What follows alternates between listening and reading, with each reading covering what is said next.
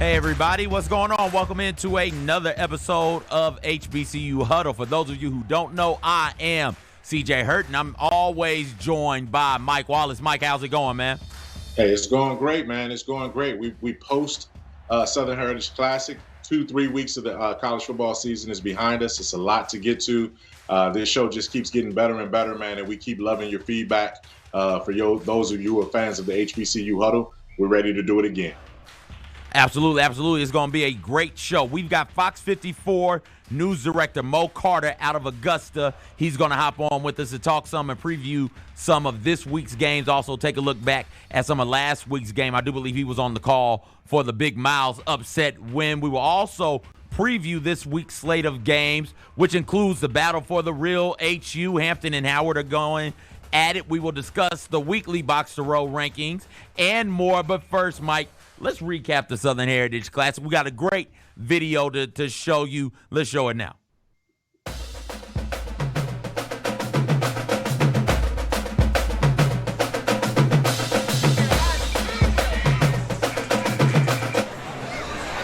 Cheese full. Cheese full. That's how you know it's authentic right there. Cheese full. I used to come every year, but I took a step back during the pandemic. But now that we got Arkansas Pine Bluff in here, this is a beautiful scenery.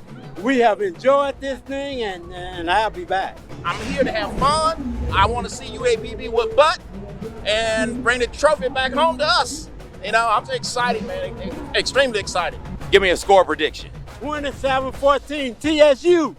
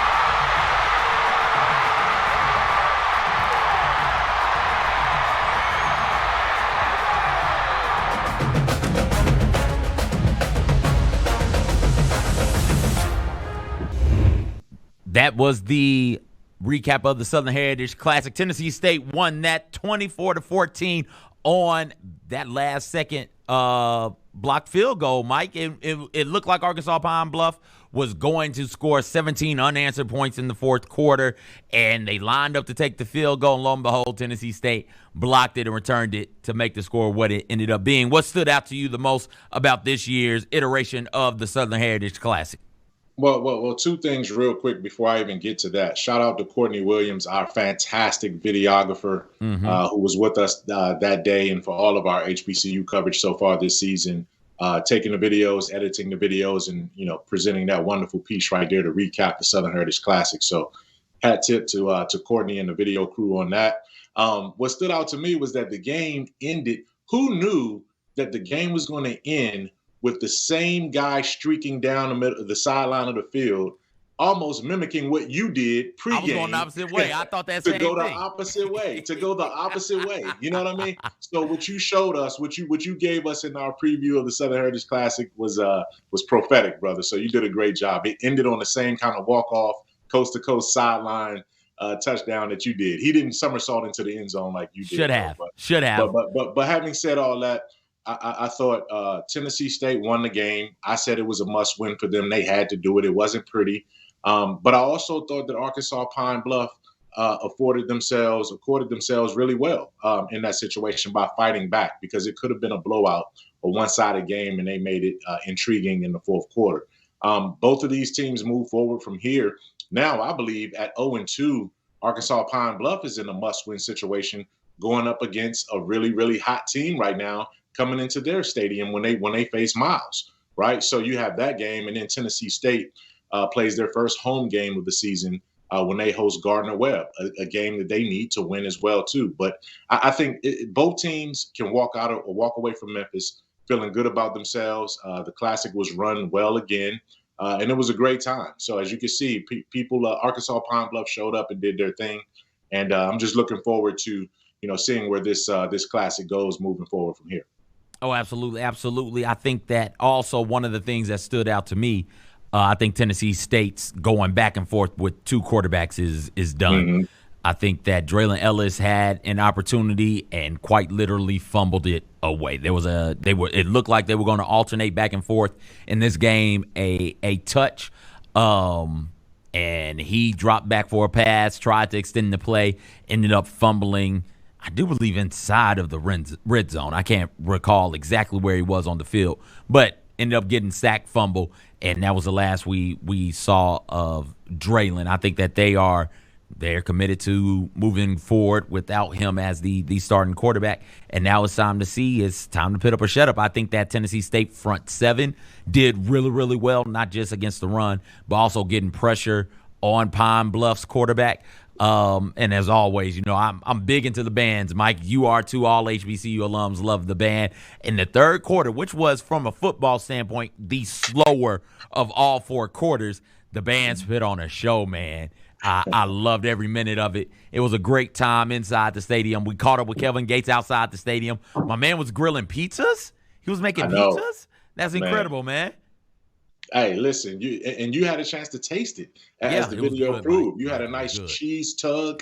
You had a nice and see, Kelvin is always, he's not going to give you the traditional tailgate. He can do that too, but it's almost like he's bored with the traditional tailgate stuff of the sausages and the burgers and the brats and the grill. He could do that. He could do that in his sleep. He wants to do exotic things on that grill, and I can guarantee you, he was probably the only brother out there grilling pieces, tailgating with pieces off the grill. So shout out to Kelvin and doing his thing the way he does it. He's one of the biggest fans and supporters of what we do here at the HBCU Huddle. And, I love seeing him show up every single week. He gave up a chance to go to a fantastic game in Baton Rouge where Jackson State went on the road and won that against Southern, to be hanging out right there in Tiger Lane for the Southern Heritage Classic. So shout out to him. Shout out to Kelvin Gates for doing that. Shout out to Kevin Gates. Shout out to Fred Jones and everybody who had a hand in this year's Southern Heritage Classic. It was a whole lot of fun, and I look forward to next year. Mike, you brought up that Jackson State Southern game. That was one of the games on our Pick Six from last week. Let's take a look back at last week's Pick Six and some of the highlights from last week's slate of games for HBCUs in Colorado. But first, let's look at the record. Your record last week, week 2, you went 5-1, Mike. You hit on Colorado, laying the 3 to Nebraska. You hit on North Carolina Central, knocking off A&T. Jackson State and Southern, you on the right side of that. Those Golden Tigers didn't disappoint you either. You took Tuskegee over Kentucky State. You missed on Hampton beating Norfolk State. They fell to Norfolk State. But you rebounded nicely. You picked the Southern Heritage Classic the right way. Tennessee State over University of Arkansas at Pine Bluff. The HBCU matchup I think most people were interested in was Jackson State and Southern. Jackson State comes out on top there. Does that say more about Jackson State and TC Taylor or Coach Eric Dooley and the Southern Jaguars? To me, it says equally. It speaks equal volumes for both sides. It says that Southern is, they have their back up against the wall. You said that. And that was the reason why you picked them, and we'll get to your picks in a second. And that was a reasonable way to think, that Dooley was not going to let Southern get off to this poor of a start. They've lost back-to-back SWAC games now when you talk about Alabama State beat them, and then obviously Jackson State went in there and knocked them off too. And it's one of those deals where Southern has to put up or shut up, the rest of the way. I mean, they were picked to win the West for a reason. We all knew that the top 3 or 4 teams in the West were all bunched up. But Southern so far hasn't answered the call, man, and they really need to get their season turned around. Having said that, the resolve that you saw from TC Taylor and Jackson State going in there, getting that defense to play the right way, the defense dominated that game, and they got back on their confidence and on their swag. So I think Jackson State is going to be okay moving forward. Now they just need to wait for FAMU to get a conference loss and see what happens in terms of the standings on the east side of the bracket. Absolutely, absolutely. And it's, to me, let's go ahead and go to my picks. Yeah. I hit on Colorado, Nebraska. I hit on North Carolina Central, A&T. I thought Southern would take care of Jackson State. Hit on Tuskegee over Kentucky State. I also missed on Hampton knocking off Norfolk State, and I hit on Tennessee State over University of Arkansas at Pine Bluff. That Jackson State Southern game, like you said, I thought Southern's back against the wall. They want to get back to another SWAC championship game, and to do so, you get to avenge the team that's kind of stood in your way the past, not kind of, they absolutely stood in your way the past 2 seasons in Jackson State, and they just kind of came out there and laid an egg. But here's the thing about the SWAC West, it is jumbled up. Very much so jumbled up. And one of the reasons why I went completely off the board with my pick to win that division in Texas Southern is because, hey, the winner of the SWAC West will probably have 2, maybe 3 conference losses. When you sit down and look at it, the season's not done for Southern. They just need to go out there and rebound and continue to, well, not continue, they need to start taking care of business. And Eric Dooley, while Southern went to the SWAC championship game last year, Eric Dooley's been in the SWAC championship game 2 years in a row, 3 years in a row, something like that. He's been there because he took Prairie View A&M to a couple of SWAC championship games. It's time for him to figure it out and find a way to get over the hump to be able to not just get to a SWAC championship game, but win a SWAC championship game. And I thought this game was going to be his sort of statement, his chance to go out there and prove it. He didn't. He fell. Hats off to Coach T.C. Taylor and the rest of Jackson State because they went out there and balled out. Yeah, I mean, they did. And now when you look at, and I pulled up Southern's schedule, so, you know, they've lost to Alabama State and Jackson State now, and now their next 3 games are Alabama A&M, Arkansas Pine Bluff, and Florida A&M. So, you know, the thing is, you know, they get 3 of their next 4 games are at home. They should be able to round things out. But these next 3, I mean, you know, at Arkansas Pine Bluff is not going to be a pushover. We saw, you know, how those guys will continue to fight all the way to the end. Alabama A&M just came off of a big-time blowout victory. They played down a level in terms of a Division II team and opponent, but they got a nice victory there. They were also on the field, you know, with I believe they played a FBS opponent in their first game of the season. So that's not going to be easy for Southern either. And then FAMU, obviously, you know, your next 3 games, and FAMU's that 3rd game. Man, and that's going to be an ESPN network game right there. That is going to be a magical game there, and we'll see where they go. But, yeah, Southern is in trouble, man. Their season can get away from them pretty quickly. Oh, absolutely can. Absolutely it can. On the other side of the break, we've got Mo, we've got BOXTOROW, we've got this week's Pick 6, and so much more. Stay tuned. You're listening to HBCU Huddle right here on Grind City Media.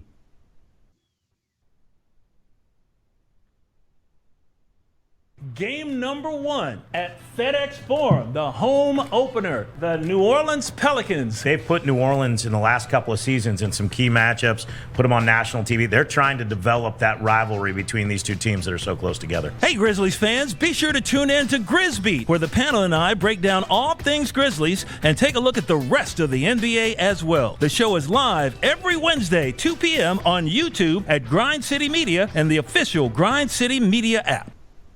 Everyone's favorite shoe is a friggin' Travis Scott. I feel like everyone loves these shoes. Not these ones, but there's another Travis Scott collab released or scheduled for 2024. Can you hear the excitement in my voice? They are doing everything they can to build up the hype. I think these are going to flop. I think these are so ugly. The Sneak Fest Show, live Tuesdays at 2 p.m. on YouTube at Grind City Media and the official Grind City Media app. Which NBA players could we tackle in a football game? My number 1. Okay, before I say his name. 1, he's small. 2, I just want to tackle him because you annoy me. Okay. My number 1. We might have the same person here. Is it Trae Young? Yeah, it's Trae Young. Yeah, I want to tackle Trae Young, and I think I could. IMHO with Lang Whitaker and me, Kelsey Wright Johnson, on YouTube at Grind City Media and the official Grind City Media app.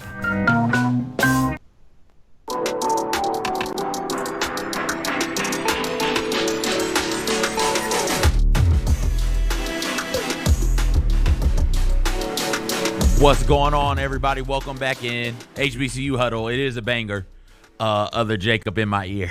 And I also jumped the gun there, but whatever. It's fine. We are pleased right now to be joined by Mo Carter. Mo Carter, Fox affiliate, Fox 54, I do believe. Right, Mo?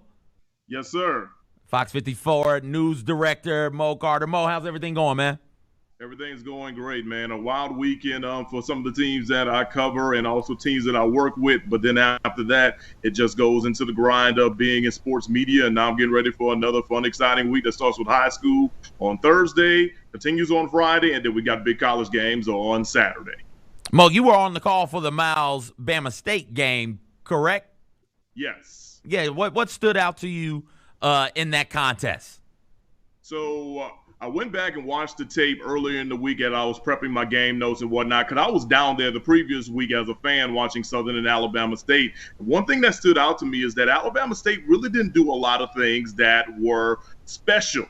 So because of that, I had a feeling that Miles had a chance to come in there, and if they did some things right, they could tear away a W. Well, here's what Alabama State did. The offense is really not anything that will basically, if you're a defensive coordinator, make you lose sleep. They were kind of running some of the same formations, running trip formations to where if Keyshawn Johnson was the back wide receiver, he's getting the bubble screen. If he's the front wide receiver, he'll probably getting the slant. And Alabama State right now has an inability to take tops off the defense. Because of that, Miles College was able to basically pin their ears back defensive-wise and basically build some momentum on. Let's also add to the fact that Miles was able to get an interception on the 5-yard line at the beginning of the third quarter, really just turned things down. And Coach Sam Shade and company, they really kind of kept things balanced, but decided to go with a heavy rushing attack because Alabama State was playing a 3-3-5 defense, so they were getting 3 and 4 yards a pop on their rushing stats in the third and really in the fourth quarter. And then after that, once they got a touchdown to get them back into the game, and then they got a turnover on downs to lead to another touchdown, Alabama State just seemed to not be in the best game plan that they wanted to be a part of. And they changed quarterbacks at the time as Damon Stewart came in, and he just seemed to be cold, and he couldn't do anything. And after that, Miles just ran out the clock and picked up a victory to put them 2-0 now in the season. We're talking to Mo Carter, and there's few people in the HBCU space that is more plugged in, both at, covering the game, knowing the coaches, the insights, and just being an advocate of HBCU football than Mo Carter. Mo, you're based out of Alabama, right? Up in the Huntsville area, or are you Birmingham? I'm in Huntsville. Huntsville, up in the Huntsville area. And I wanted to ask you this, to kind of piggyback on what you just said. We opened the season, I think week 1, we saw Bowie State go to Delaware State, knock them off, right? So you saw Division II jump up and bite FCS opponent in the HBCU ranks. You just talked about Miles jumping up and knocking off Alabama State. Last year, we saw Lane jump up and knock off Tennessee State.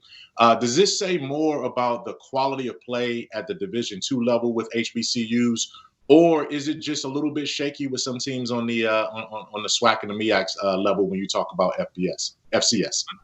I think it's more on the shaky level, and you can also add to the fact that the higher level teams may be overlooking the Division II teams, especially on the HBCU level. I mean, I remember when I was in college in the mid-2000s, the Tuskegee was beating the brakes off a whole lot of people. Yeah, they were. Yeah, they were, Mo. Yeah, they were. Y'all heard them.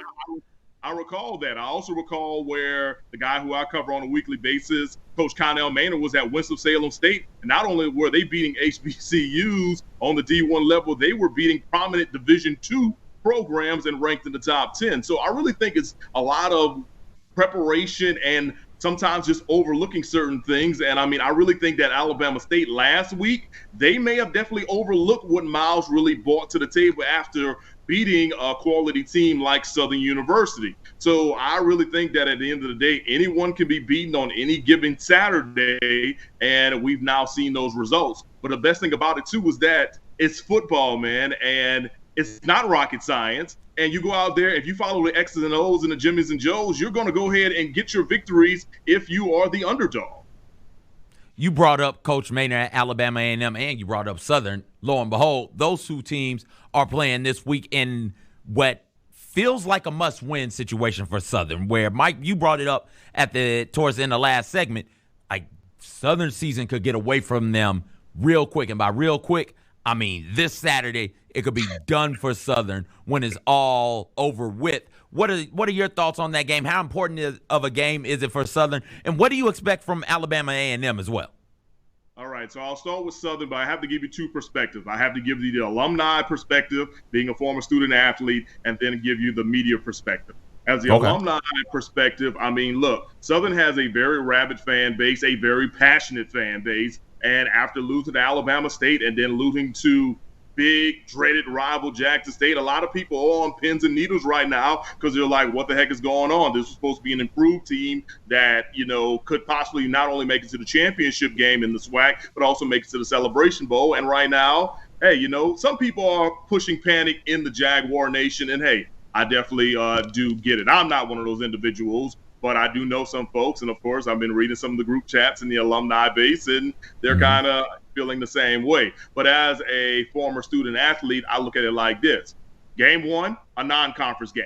Game 2, a non-conference game. So Southern still has their entire season in front of them. If they were to lose Saturday, it's not going to be the greatest feeling, but it won't put them out the SWAC West race either. Because, like I said, the first 2 games were non-conference. Yes, this game does non-divisional in the same conference, non-divisional, right? No. So they were non-conference affair. Okay. Yeah.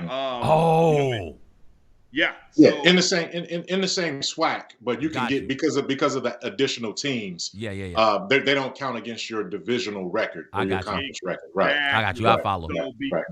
So because of that. That's right. Southern still has their entire season in front of them. Now, if they lose on Saturday, sure, the ante kind of gets put up because you have your back against the wall even further, and you may have to rely on some other folks to kind of help you down the stretch how it was last year. So that's why I'm not pushing the panic button in any way, shape, or form. I had to go ahead and let my wife know that too as well. So, but yeah, so that's the situation. And also, I played for Coach Eric Dooley in the mid-2000s, when he was a wide receivers coach under Coach Pete Richardson. They kind of have some of the same mentalities and kind of like do the same things. And I believe in Coach Dooley and what they can do from a turnaround standpoint, but the players have to do the same thing as well. And they've just got to find a way to limit some mistakes. And being a former defensive back, they've got to find a way to get some turnover. They do not have any turnovers in the first 2 games, and that is huge. Now, if we flip the script over to Alabama A&M, hey, they played Vanderbilt as tough as they could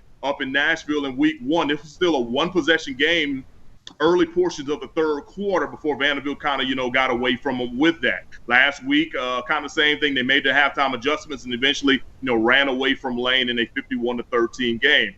If you follow social media and saw what I posted about Coach Connell Maynard yesterday, he is very, very excited about this upcoming game because now it's conference play and they know that these things matter the most. So for Alabama A&M, they've just got to come out. They've got to play a very solid football game, kind of keep things balanced. And for the quarterback, Xavier Langford, he's not got so much got to play mistake-free football, but he's just got to find a way just to win the games and keep some things going, especially with a guy who ran for almost 200 yards last week in Morrow, who's the backup. But Donovan Eagle is also going to be returning in that backfield, so look for them to split some carries. And last thing I'll add, it's been a while since Alabama A&M has won in Baton Rouge. As a matter of fact, it was my junior year.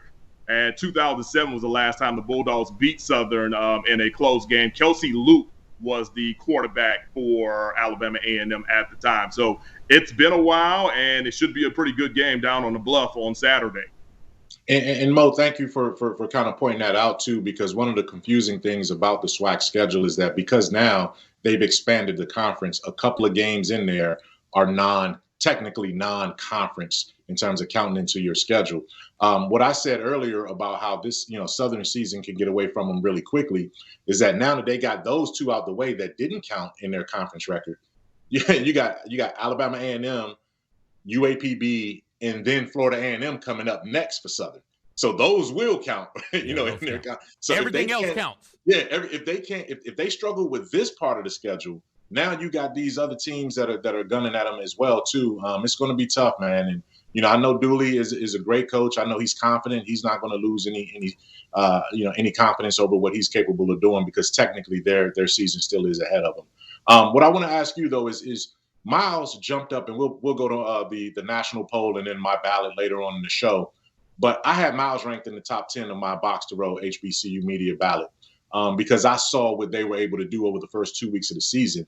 They have a chance to go in. I think they're at UAPB this coming weekend. When we look at Miles and what stands out about them, will we be shocked if we're talking about Miles next week as another team that pulled off another stunner, especially against a UAPB team? Absolutely not. One thing I can say about Miles is that, like last year, sure, they only won one game, but I'll never forget preparing for the Miles Tuskegee game and talking to Coach Sam Shade prior to it. He was like, man, look, I don't know how many guys we're even going to have readily available to play on Saturday because they had so many injuries. By the time they went into that last game, they were on quarterbacks 3 and 4. Then the third quarterback got hurt in the game. So number 4, who barely threw any passes, had to basically rely on basically read option stuff against Tuskegee late in that game. And if anybody remembers, it was an epic game that went into double overtime last year down for Tuskegee's homecoming. So this year they returned a lot of those guys who had experience, who also were injured last year. You take that, add a few guys from the portal, and then all of a sudden they now got some confidence after they, beat Lane pretty handily. I know the result was only 13 points, but at one point they were up by almost 30 points on Lane well into the second quarter, if I'm not mistaken. And they have a quarterback in Climb Keeter, a 5th-year senior grad transfer. It's kind of hard to really put these words together now with the transfer portal and everything. But, he played at Arkansas Monticello. Well, he seemed to be a guy who had a grasp of the offense, and then he's got some pretty good wide receivers, and he's got some pretty good running backs. And they played a really good balanced attack against Alabama State. And I think the best thing about Coach Shade and company is the fact that they got confident last week going into Montgomery. And I think they can carry that confidence over into Arkansas Pine Bluff. Now, here's the interesting thing. Even if Pine Bluff were able to win, I see Miles still being in a situation where they literally could turn around, beat Clark Atlanta, beat Central State, then all of a sudden you got a showdown on HBCU Go on October the 7th when they take on Benedict, and that really could be for one of the 2 top spots mid-year in the SIAC. So Coach Sam Shade and company, yeah, they took their lumps early, but I think they're kind of righting the ship now down there in Fairfield, Alabama. Mo Carter's joining us, Fox 54 out of Huntsville, news director, sports director. Mo, we'll get you out of here on this one. We talked a lot about Alabama A&M and Southern. We also talk about Miles some as well. But if I said, hey, Mo, I got you. I'm going to fly you anywhere in the nation for one HBCU matchup this week. One matchup featuring the HBCU team. It doesn't have to be HBCU on HBCU. Which matchup would you choose? There are a lot of good ones. There is Miles, Arkansas Pine Bluff. We got the battle for HU Benedict, Lane, Alabama A&M Southern. But Mo, it's up to you, baby. Where would you go? Oh man, that's clearly I wish I could be in Baton Rouge this week, to see my own team on the team that that I cover on a primary basis, but I'll be back in studio, waiting on my highlights or whatever with that. I mean, so many great matches across the way, but one game I would definitely like to see, and that's only because I just have never really been to New York. This week, I think you have Morehouse against Albany State. Yep. It's upcoming week, and of course, I remember them talking about it, and it's I can't think of it off the top of my head. I can't think about what the actual classic name is for it. But I would love to definitely check that out. I think that game is going to be on CNBC or something. So I may flip over and check that out. And the reason why I say that, I'm yes, we know that really East Coast, Southeast, the Southern Gulf Coast or whatever is where, you see lots of HBCU actions. But I have been surprised with the amount of fans that literally do come out to check out HBCU action, further north, especially in places, like New York. And for the fact that they're literally putting a game out there with, I'm not going to say prominent programs, but, you know the name or whatever with it. So I definitely would love to just check out that one. It would be more so for the atmosphere aspect than, probably atmosphere first than the game in that sense. So that's one I definitely would like to check out if I had to do it in person. That is the New York Classic. Okay. Yeah. And good game, too. I mean, that'll be the second time that HBCUs have been featured up there. A couple of weeks ago, Grambling and Hampton played in the Brick City Classic up there in New Jersey as well, too. Mo, I know we're going to get you out of here on this, but I will be remiss if I didn't. Again, thank you for your friendship of our program. You've been one of our biggest guys supporting what we do here at HBCU Huddle. You follow us, we follow you.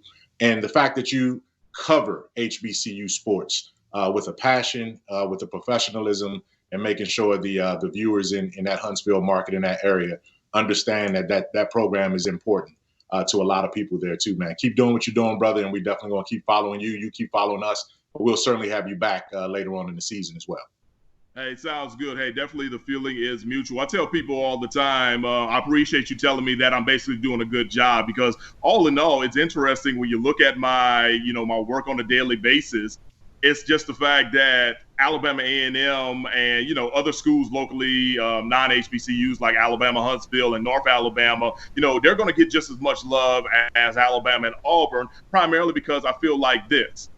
We as local media individuals are responsible for telling the stories and letting the folks know what's happening. Nothing against the SEC teams, but if something happens down in Tuscaloosa, something happens down in Auburn, 9 times out of 10, SEC Network's picking it up or ESPN is picking it up. Heck, they may go live to a Nick Saban press conference, but you're not going to get that in the other stanzas. So because of that, I want to make sure that taking care of the locals first. And because I'm taking the locals first, especially with Alabama A&M on the HBCU level, it not just hits North Alabama, it starts to hit Birmingham, it starts to hit some parts of Tennessee, and, all around the HBCU realm and world. And being an HBCU product, I just want to make sure that the word is getting out there, and I want to let people know that this is what we have.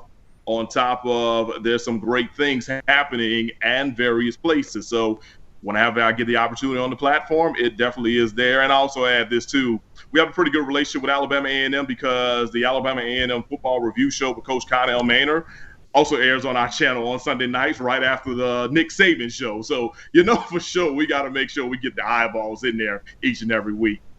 Absolutely, Mo. Thank you so much for joining us. We hope you have a good day. That's Fox 54 News Director Mo Carter out of Huntsville, Alabama. Thank you so much for your time.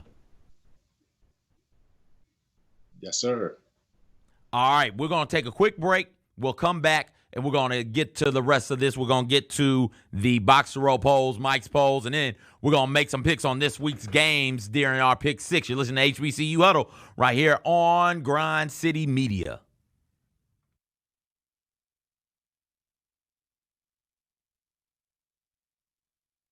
Everyone's favorite shoe is a friggin' Travis Scott. I feel like everyone loves these shoes. Not these ones, but there's another Travis Scott collab released or scheduled for 2024. Can you hear the excitement in my voice? They are doing everything they can to build up the hype. I think these are going to flop. I think these are so ugly. The Sneak Fest Show, live Tuesdays at 2 p.m. on YouTube at Grind City Media and the official Grind City Media app.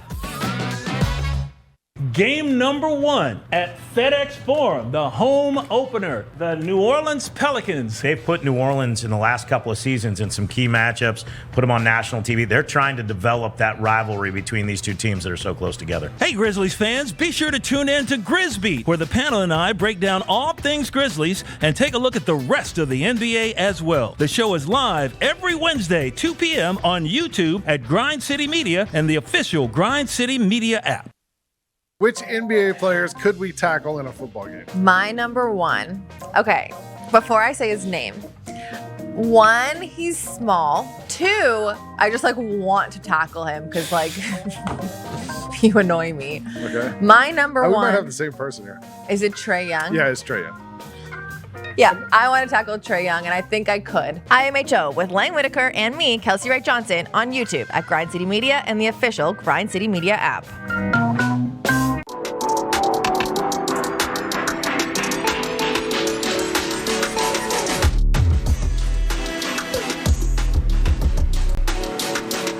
All right, welcome back in, everybody. Welcome back in. Thank you again to Mo Carter for taking time out and joining us. Mike, let's look at some of these BOXTOROW polls. And by some of, I mean this week's BOXTOROW Paul, before we do that, let's take a look at your votes, Mike.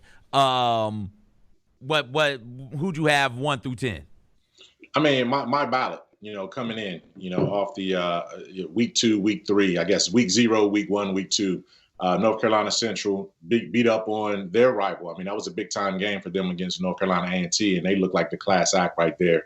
FAMU went to, and a lot of people predicted that this could have been an upset, but they went to Tampa and took on University of South Florida and was right there. They had a chance, and that was a one-possession game for a long time, and it ended really, really close. So FAMU could have won that game. They stepped up a division and showed that they're ready for that. Morgan State, they got a big game this coming week, when they look at Towson coming in. So that's more of a city rivalry right there in Baltimore. I think they can keep going and prove that they're a legit threat right there. Jackson State got back on course by beating Southern. Miles, perfect start for Miles right now. And then they got an opportunity game coming up against UAPB this Saturday. Benedict doing big things, picking up where they left off at last year. They went unbeaten or 12-1 or something like that last year. And they come into Tennessee to play Lane on Saturday. So that's going to be a big time game there. Howard, man, they put up 65 points and are still scoring right now with that offense that they're doing. So they may be the Morgan and Howard, man. They make the MEAC is pretty strong this year. When you talk about the teams that they have, Virginia Union still doing their thing. Tennessee State, off of that victory in the Southern Heritage Classic, enters my ballot for the first time this season. And then North Carolina A&T, they're getting the benefit of the doubt now. But if they go to 0-3 or get worse, they're going to be falling off starting this coming weekend.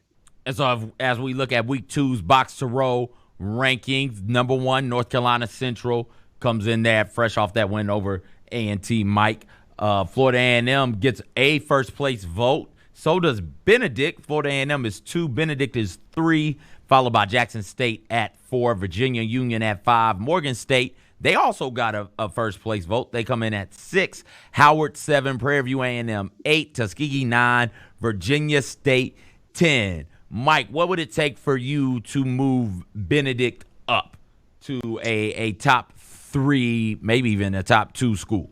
They can't get there. Yeah, they can't get there right now. Even if Morgan State were to lose against Towson, that's a non-conference game against a fellow like-minded team that's been ranked before in the national FCS poll. Benedict is going on the road to do it against Lang. You would need, in my ballot, FAMU, North Carolina Central, and Jackson State to just fall flat on their faces right now for me to move Benedict up. But it's much respect to them, though. I mean, I definitely respect Benedict. And, I think they're going to be one of the stronger teams in the SIAC again. They could run the table and win it again this year. So much power, much respect to them. And I'm looking forward to seeing what they do this coming weekend, about 70 miles down the road against Lane. Absolutely. That's one of the games that I'm most excited about. Tuskegee grad, Tuskegee fan, SEAC games. I love those. And I enjoy watching a healthy SEAC, a good SEAC, and Benedict is good. Lane, we'll find out how good the Dragons are. Let's take a look at this week's pick 6. Mike, slow down, CJ. Let's take a look at this week's pick 6. Mike, I do believe we corrected your overall record also. So you went 5-1 last week. I got something wrong the last episode. You went 5-1 that week, or 4-2. No, 4-2 that week too. You went 4-2 for an overall record of 9-3. So overall, Mike, you are 9-3 right now, heading into this week's pick 6. I, on the other hand, am 8-4 heading into this week's pick 6. Mike, Hampton Howard starts us off. Who do you got? Ooh, man, I was a believer in Hampton last week. I thought they were going to build on that game against Grambling, and then they went up and laid an egg against Norfolk State, which I thought was in trouble. But I'm going Howard over Hampton this one. Howard is just too explosive. They got too much confidence. I think Howard's going to take this one. All right, next up, Miles UAPB. Who you got? Miles UAPB. I want Miles to. I want to say Miles so bad, but I was impressed by the way UAPB finished against Tennessee State in the Southern Heritage Classic, scoring those points and putting themselves in position to kick that field goal and send it to overtime. It got blocked and they ended up losing. But I think UAPB wins at home. First home game of the season for UAPB. I think they come back and win out. Benedict Lane, big SEAC matchup. Benedict. Benedict. And Lane is a fighter team. I mean, they got a lot of UAPB in them in terms of they're never going to lay down. But Benedict is just too strong. They're picking up where they left off last year as one of the most dominant teams at their level. I think they go on the road and beat Lane. Jackson State versus Texas State. Man, I want to believe in TC Taylor. I want to believe in that Jackson State defense. If they can get a win over Texas State, I think that neutralizes the loss that they had against FAMU. And if they can beat Texas State, then everything is all good. It's going to be an upset if they do. I've been to San Marcos. I know those boys at Texas State know the game of football. I'm going to go Jackson State with my heart more so than my head in this one. A Jackson State win over Texas State, assuming Jackson State goes out there and takes care of business the rest of the way. Are we talking about a postseason team in Jackson State? Not necessarily, not a SWAC champion, not a Celebration Bowl team, but you think a win over Texas State would be enough to get them a look at the FCS playoffs when that time comes? Yes, that's the kind of win you need, especially on the road, to pattern your resume, to say, hey, look, committee, we need to get in. And I think the SWAC will be strong enough because of what would have to happen. From FAMU proved it. I think you can get a second team in. I think that would be the case, yes. All right, I agree with you wholeheartedly there. This is a big-time game, from an important standpoint, one of the more important, not just HBCU football games, but one of the more important FCS games this week. Alabama A&M Southern. Who you got, Mike? I'm gonna go out. Hey, we heard Mo Carter come on, and talk about Alabama A&M. I'm gonna go Alabama A&M. I believe I picked. I know I did. I picked Southern in that game, and basically, it's because I'm taking your cue from last week. I say, look, enough's enough for Southern. We know those two games that they lost to start off 0-2 didn't count against their conference record, but now they do. And, you can't go to 0-3 and expect to rally from that kind of deficit. I think they finally stand up at home and win that game. And over in the OVC, Gardner-Webb, Tennessee State, Mike, fresh off of the Southern Heritage Classic win for the Tigers. Who do you got in that one? I'm going to go Tennessee State in this game. I think I saw something in how they run the football. Eddie George has declared that he's going to go. His quarterback issues are resolved at this point. He was going to go with big number 8 to take it, the rest of the way right now. Draylon Ellis is going to be a viable backup when needed, but they got the run game going. They got some defense when they need it, and I think they're going to finally figure out a way to win this kind of conference game at home. I got Tennessee State winning in Nashville over Gardner-Webb. All right, let's take a look at my picks. We'll start with the battle for the real HU, Hampton versus Howard. I will take Hampton over Howard. I think that they end up bouncing back. I think that some of Howard is a mirage. There's something there. I'm not sure. We're just 2 games in. Something is there with them that's pretty good, but they're still leaving a little bit to be desired. I'm also going to take Miles over University of Arkansas at Pine Bluff. When we look at that game, I know that by that game, I mean the Southern Heritage Classic. I know they came back and made it a game.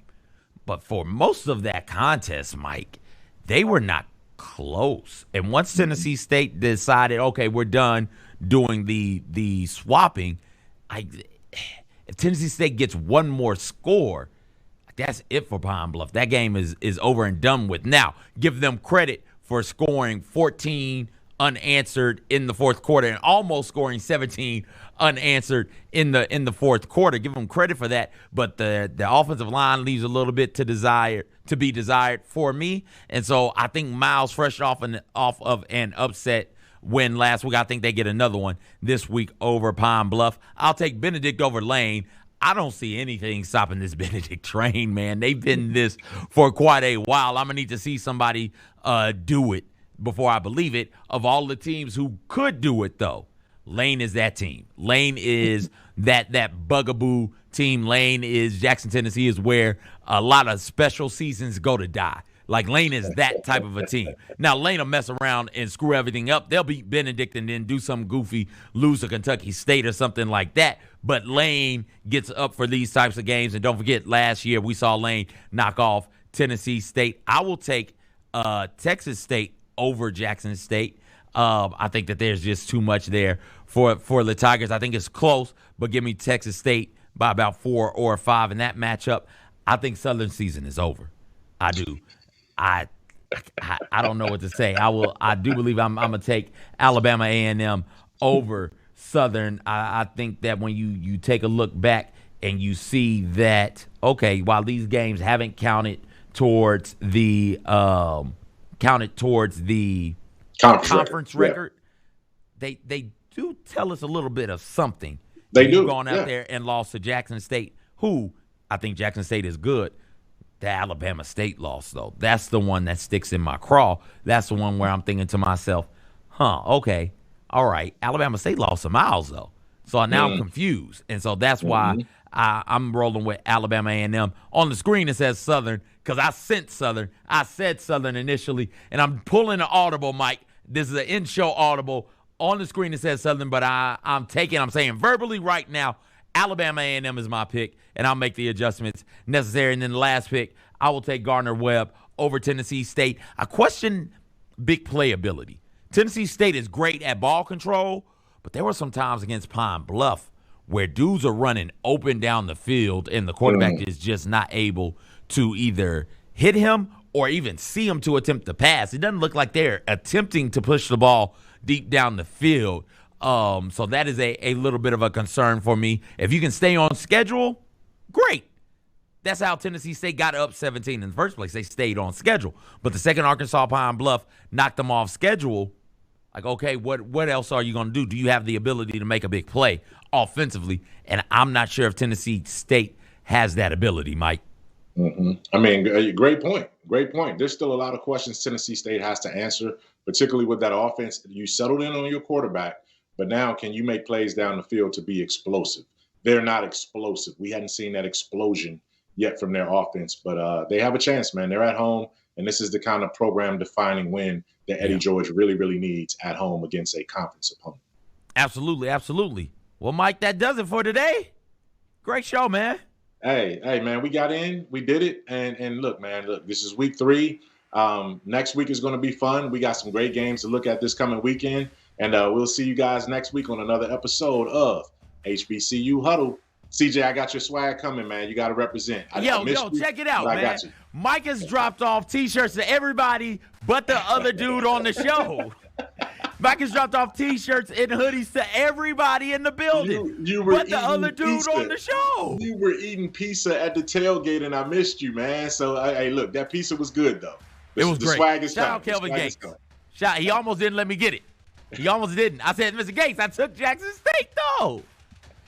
I lied. I did take Jackson State. Every time I pick Jackson State, they lose. Every time I pick against them, they win. Watch them go out there and win this week, Mike. Oh, boy. What a show. Thank you guys so much for hanging out with us. For Mike, I'm CJ. We'll talk to you again real soon.